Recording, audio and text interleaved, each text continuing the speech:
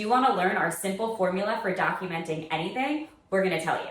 But first, I'm Nicole and this is Stephanie and we're the Note Ninjas. We help PTs, OTs, and SLPs with treatment planning and documentation, and we are the founders of the Note Ninja membership and the pediatric series.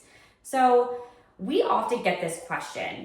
People see a lot of our treatment ideas and creative treatment ideas that, they're a little bit out of the box, and they're like, how do I document that?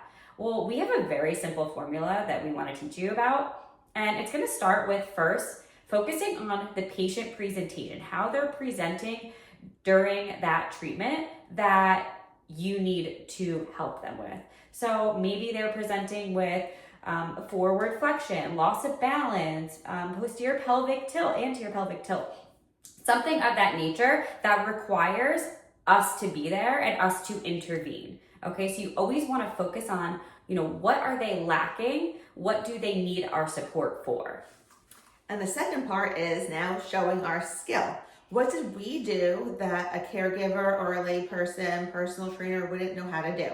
So off of the patient presentation, what are we doing to fix it? Are we giving them tactile cues somewhere? Some manual support, some verbal cues, some visual cues. Like, what are we doing that a regular person wouldn't know how to do? Working certain muscles, facilitating certain muscles, working a certain strategy. All of those things is showing your skill, and that is what gets you reimbursed. So patient presentation, and then what our skill was to help correct it and allow our patient to be able to do the task.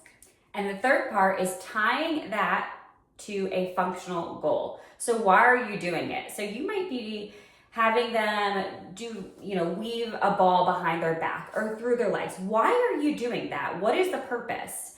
Is it to increase coordination with lower body dressing? Is it to increase range of motion with reaching? Is it to ambulate, increase step length while ambulating? You always want to tie that functional goal and make sure that you have a goal in your treatment plan. So really, you can do any activity with your patient, as long as you can justify why you're doing that intervention. What is your clinical reasoning behind it? Why is it necessary for the patient to be doing that activity? What is it working towards? You always want to come back to what it's working towards. So we hope this helped. Make sure to follow the Note Ninjas for more treatment ideas and documentation tips.